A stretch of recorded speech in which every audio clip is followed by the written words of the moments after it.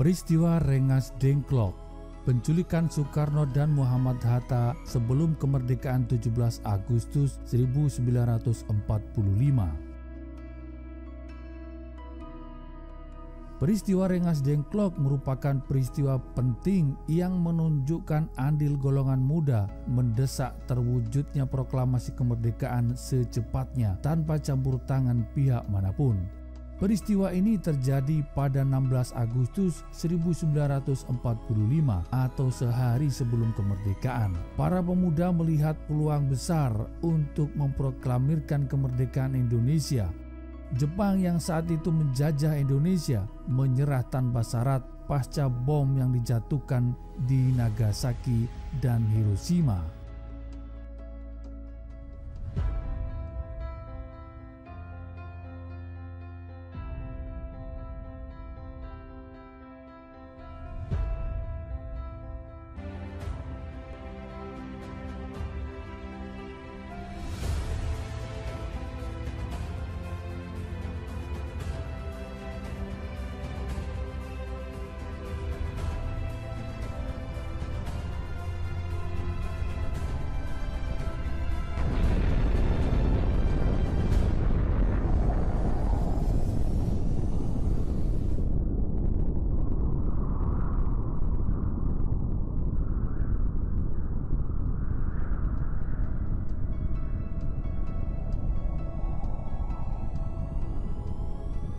Tanpa peristiwa ini, sangat mungkin 17 Agustus kita belum merdeka. Bagaimana kronologi peristiwa Rengas Dengklok ini sesungguhnya? Selengkapnya dalam Jejak Sejarah.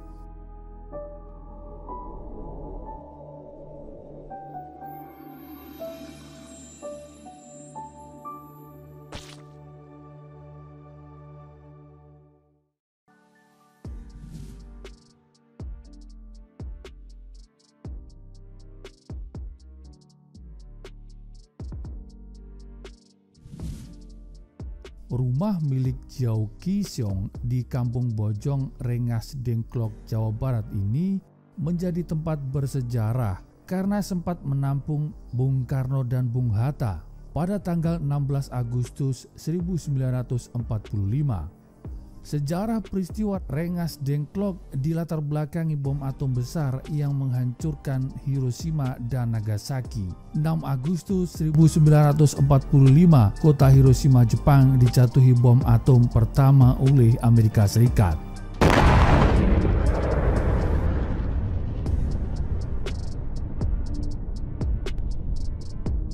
Kejadian itu membuat semua pasukan Jepang di belahan dunia melemah. Serangan bom susulan dan pasukan Amerika Serikat kembali terjadi 3 hari berselang pada 9 Agustus 1945. Kali ini bom atom menghancurkan kota Nagasaki. 2 bom besar ini membuat Jepang tunduk pada sekutu. Mendengar kabar Jepang mengalami kekalahan, para pemuda Indonesia bersemangat untuk segera mengumumkan kemerdekaan. Pada 12 Agustus 1945, utusan Jepang melalui Marsekal Terauchi di Dalat, Vietnam, mengatakan kepada Bung Karno dan Bung Hatta bahwa pemerintah Jepang akan memberi kemerdekaan untuk Indonesia.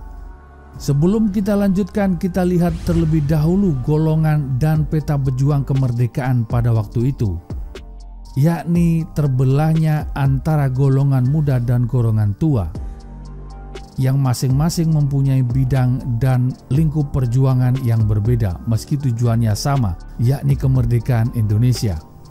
Golongan tua adalah para tokoh yang berupaya mewujudkan proklamasi kemerdekaan dengan mengikuti langkah-langkah lembaga yang dibentuk Jepang, yakni BPUPKI yang kemudian berganti nama menjadi PPKI. Tokoh-tokoh yang disebut sebagai golongan tua adalah Bung Karno dan Muhammad Hatta serta anggota dan pengurus BPUPKI.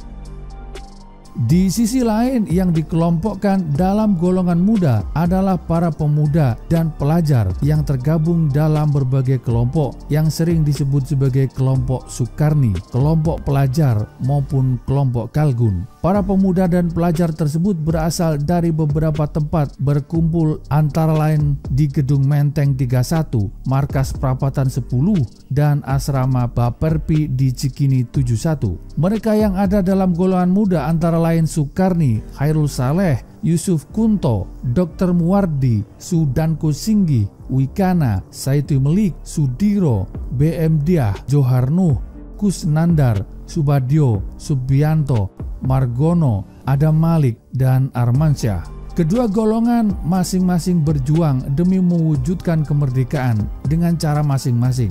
Mereka yang kemudian disebut golongan tua mengikuti langkah-langkah yang dipersiapkan melalui BPUPKI dan PBKI. Mereka yang kemudian disebut golongan muda berjuang dengan mengadakan berbagai pertemuan rahasia dan kongres pemuda untuk mewujudkan kemerdekaan tanpa bantuan Jepang. Gerakan golongan tua berjuang mengikuti skenario perwujudan janji kemerdekaan yang pernah disampaikan oleh Jepang pada 7 September 1944. Untuk mewujudkan janji tersebut, Jepang membentuk Badan Penyelidik Usaha-Usaha Kemerdekaan Indonesia atau Dokuritsu Chumbi Chosakai pada 1 Maret 1945. Kemudian pada 29 April 1945 diumumkan susunan pengurus dan anggota BPUPKI, yakni KRT Rajiman Widyoningrat sebagai ketua, Ichibangase Yoshio dan RP Suroso sebagai wakil ketua, serta terdapat 60 anggota. BPUPKI bersidang 2 kali, yakni 28 Mei hingga 1 Juni 1945 dan kedua pada tanggal 10 hingga 17 Juli 1945. Persidangan pertama membahas persoalan mendasar tentang negara Indonesia merdeka, sedangkan persidangan kedua membahas tentang bentuk negara, batas wilayah, dan rancangan undang-undang dasar. 7 Agustus 1945 dibentuk Panitia Persiapan Kemerdekaan Indonesia atau Dokuritsu Chumbi Lingkai. Dengan demikian BPUPKI dianggap bubar. Anggota PPKI yang berjumlah 21 orang dipilih langsung oleh Panglima Perang Jepang tertinggi di Asia Tenggara, Marsekal Hisaichi Terauchi. Ketua PPKI adalah Soekarno dengan wakil Muhammad Hatta dan penasihat adalah Ahmad Subarjo. Setelah pembentukan PPKI, Marsekal Terauchi memanggil Soekarno dan Muhammad Hatta serta Rajiman Widyoningrat ke markas besar militer Jepang di Asia Tenggara di Dalat, Vietnam.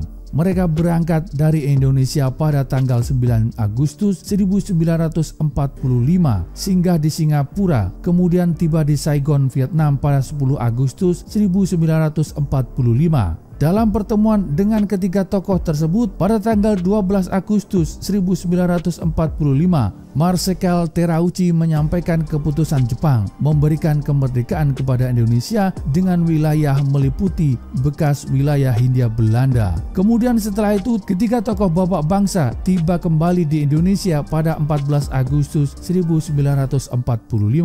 Sementara itu, gerakan muda yang terjadi di sekitar proklamasi pada bulan Agustus 1945 tidak bisa dilepaskan dari peristiwa Kongres Pemuda seluruh Jawa.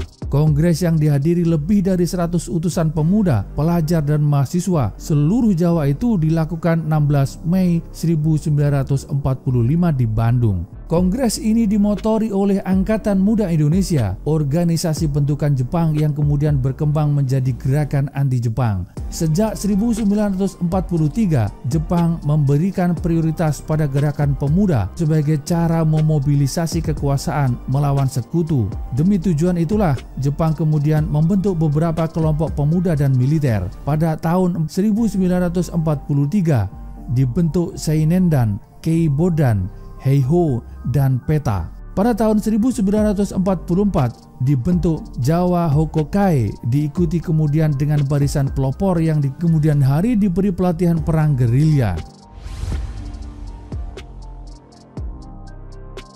Poin penting yang perlu digarisbawahi dalam Kongres Pemuda Mei 1945 adalah pimpinan Angkatan Muda Indonesia mendorong para pemuda bersatu demi melaksanakan proklamasi kemerdekaan yang tidak berasal dari pemberian Jepang. Kongres ini berlangsung dengan suasana semangat nasionalisme tinggi. Lagu Indonesia Raya dinyanyikan tanpa kimigayo dan bendera merah putih berkibar tanpa bendera Hinomaru. Disinilah titik perselisihan antara golongan tua dengan golongan muda. Bagaimana cara memproklamirkan kemerdekaan? Bagaimana cara memperoleh kemerdekaan? Satu sisi mengedepankan diplomasi, sementara di sisi lain ingin kemerdekaan secara murni tanpa campur tangan Jepang. 14 Agustus 1945, Jepang menyerah kepada sekutu. Situasi ini memicu konflik tajam antara golongan tua dan golongan muda di Indonesia. Golongan tua berusaha memastikan informasi tersebut dan mencoba menghindari pertumpahan darah karena Jepang masih menguasai militer dan berkuasa atas Indonesia. Golongan muda menginginkan segera dilaksanakan proklamasi kemerdekaan di luar skenario yang pernah dijanjikan oleh Jepang. Soekarno, Hatta, dan Rajiman Widyoningrat masih dalam perjalanan dari Vietnam ke Indonesia setelah menghadiri undangan di Dalat, Vietnam. Tidak tahu menau akan berita kekalahan Jepang terhadap sekutu. Para pemuda segera menyimpulkan secara cepat untuk menyerahkan Jepang kepada sekutu bisa menjadi legitimasi Belanda kembali menduduki Indonesia. Kesimpulan inilah yang memicu golongan muda untuk memanfaatkan situasi yang lowong kekuasaan dengan segera memproklamasikan kemerdekaan Indonesia. Gagasan ini ditindaklanjuti oleh para pemuda dengan menghubungi Syahrir untuk segera memproklamasikan kemerdekaan, akan tetapi Syahrir menolak. Soekarno-Hatta pun dihubungi tetapi juga menolak. Soekarno-Hatta masih ingin mendapatkan kepastian berita tersebut dari pihak Jepang dan ingin membicarakan pelaksanaan proklamasi dalam rapat PPKI yang akan diadakan pada tanggal 16 Agustus 1945. 15 Agustus 1945, para pemuda bersama Ahmad Subarjo berusaha menghubungi Laksamana Laut Tadashi Maeda. Tujuannya adalah mendapat berita mengklarifikasi menyerahnya Jepang pada sekutu, namun Laksamana Maeda tidak menjawab pertanyaan itu. Dengan penolakan tersebut dari golongan tua, golongan muda berniat menggagalkan rapat yang akan diselenggarakan pada 16 Agustus oleh PPKI. Golongan muda mengkhawatirkan bahwa rapat tersebut akan digunakan untuk memproklamasikan kemerdekaan Indonesia sesuai petunjuk Marsekal Terauchi. 15 Agustus 1945 pukul 20 diadakan rapat oleh para pemuda di salah satu ruangan Lembaga Bakteriologi Pegangsaan Timur. Rapat yang dipimpin oleh Khairul Soleh tersebut dihadiri oleh antara lain Johan Nur, Kusnandar, Subadio, Subianto, Margono, Wikana, dan Armansyah Kaigun. Keputusan rapat sesuai dengan yang dituliskan oleh Adam Malik 1970 bahwa kemerdekaan Indonesia adalah hak dan soal rakyat Indonesia sendiri, tak dapat digantung-gantungkan pada orang lain dan kerajaan lain. Maka diputuskan segala ikalah dan hubungan dengan janji kemerdekaan dari Jepang, dan sebaliknya mengharapkan diadakannya perundingan dengan Insinyur Soekarno dan DRS Hatta agar supaya mereka turut menyatakan proklamasi.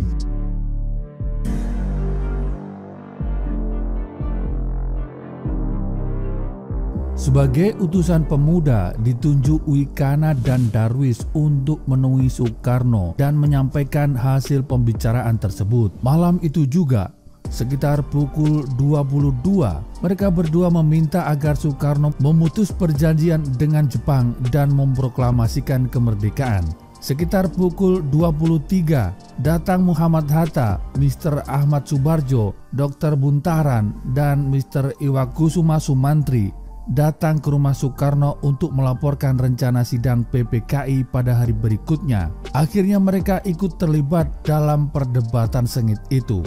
Muhammad Hatta berada di pihak Soekarno yang ingin kemerdekaan itu terjadi secara legal melalui jalur PPKI. Perdebatan buntu, Wikana dan Darwis menuju asrama Baperpi Cikini 71. Di sana telah berkumpul para pemuda dari berbagai asrama pemuda di Jakarta, antara lain kelompok pemuda dari Gedung Menteng 31, Gedung Cikini 71, dan mahasiswa Perapatan 10. Mereka kemudian mengadakan rapat yang dipimpin oleh Sukarni pada tanggal 16 Agustus 1945.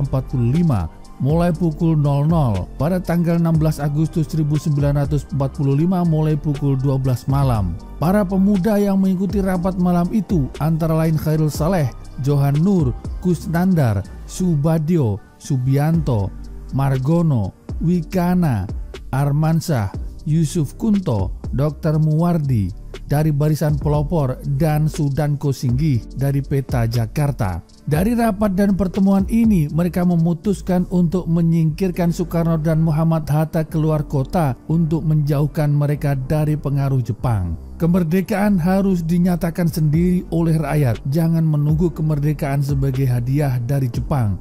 Kemerdekaan harus dinyatakan sendiri oleh rakyat, jangan menunggu kemerdekaan sebagai hadiah dari Jepang. Insinyur Soekarno dan DRS Muhammad Hatta akan diamankan keluar kota, di mana Peta telah siap untuk menghadapi segala kemungkinan yang timbul setelah proklamasi dinyatakan. Sebab jika mereka berada di Jakarta, mereka akan dipengaruhi dan ditekan oleh kekuatan Jepang untuk menghalang-halangi berlangsungnya proklamasi kemerdekaan. Dan peristiwa penting itu pun terjadi. Peristiwa yang hingga sekarang dikenal dengan nama peristiwa Rengas Dengklok. Tanggal 16 Agustus 1945 dini hari sekitar pukul 4.00, Sukarni dan Yusuf Kunto menjemput Hatta, sedangkan Khairul Saleh dan Dr. Muwardi menjemput Soekarno. Insinyur Soekarno dan Muhammad Hatta kemudian dibawa keluar kota menuju Rengas Dengklok. Sepasukan Peta di bawah pimpinan Sudanko Singgih menggabungkan diri dengan rombongan dan bertugas mengawalnya sampai ke Rengas Dengklok. Rengas Dengklok dipilih karena pertimbangan keamanan. Wilayah ini merupakan daerah kekuasaan Peta. Selain itu, di pertigaan Gedung Gede yang menjadi jalur menuju Rengas Dengklok terdapat pos penjagaan tentara Peta, sehingga jikalau ada pergerakan tentara Jepang menuju Rengas Dengklok dapat segera diketahui. Di Rengas Dengklok, Sukarni kembali berbicara kepada Soekarno meminta segera dilaksanakan proklamasi. Namun sayangnya belum tercapai titik temu di antara kedua golongan ini. Akhirnya Yusuf Kunto ditugaskan kembali ke Jakarta untuk melaporkan hasil pembicaraan Sukarni dengan Soekarno merundingkan langkah selanjutnya dengan kelompok-kelompok pemuda. Yusuf Kunto tak berhasil bertemu dengan para pemuda. Ia bertemu dengan Ahmad Subarjo dan Wikana. Mendengar cerita dari Yusuf Kunto, mereka sepakat bahwa proklamasi akan dilaksanakan di Jakarta. Ahmad Subarjo, Sudiro, dan Yusuf Kunto berangkat ke Rengas Dengklok untuk menjemput Soekarno-Hatta. Mereka tiba sekitar pukul 17.30.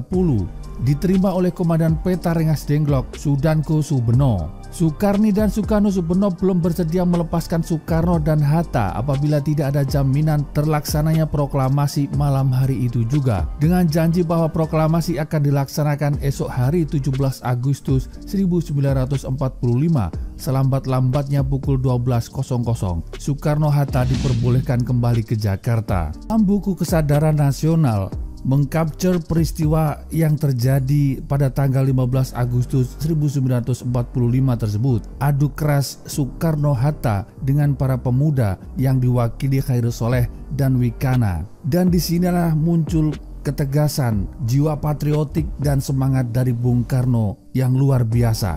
Para pemuda merasa kecewa dengan Bung Karno dan Bung Hatta. Dan sebaliknya, Bung Karno merasa kesal atas ketidaksabaran para pemuda yang ingin lekas memproklamasikan kemerdekaan. Dalam perdebatan itu, Soekarno bahkan menjaminkan lehernya kepada para pemuda. Bung Karno, menurut Cindy Adams pada penyambung lidah rakyat Indonesia, mengungkapkan kemarahan itu secara tegas di hadapan para pemuda. Dengan keras, Bung Karno berkata, "Jangan dikira saya pengecut. Jika kamu para pemuda tidak usah menunggu sampai esok. Jika kamu ingin leher saya, seretlah saya ke pekarangan depan rumah dan bunuhlah saya." Mendengar itu, Khairul Saleh dan Wikana yang semula keras perlahan menciut, nyali keduanya langsung surut. Mereka bergeming melihat kemarahan Bung Karno. Rombongan tiba di Jakarta sekitar pukul 23 Setelah pulang ke rumah masing-masing, Soekarno-Hatta menuju rumah Laksamana Maida di Jalan Imam Bonjol nomor 1. Pada saat itu Ahmad Subarjo menelepon anggota-anggota PPKI yang sedang menginap di Hotel Des Indes untuk datang ke rumah Maida pukul 24.00. Mereka sedianya akan mengadakan rapat pada tanggal 16 Agustus 1945. Di rumah Laksamana Maida itulah golongan tua dan golongan muda berkumpul dan menunggu sejumlah orang yang sedang merancang teks proklamasi. Mereka yang berada dalam ruangan saat teks proklamasi dirancang adalah Soekarno, Muhammad Hatta, Ahmad Subarjo, Sayuti Melik, Soekarni, B.M. Diah, dan Sudiro. Sejarah akhirnya mencatat melalui peristiwa Rengas Dengklok, kedua golongan yang sempat bersitegang sepakat untuk mewujudkan proklamasi kemerdekaan pada tanggal 17 Agustus 1945 di Jalan Pegangsaan Timur, Jakarta. Soekarno, Hatta. Merdeka!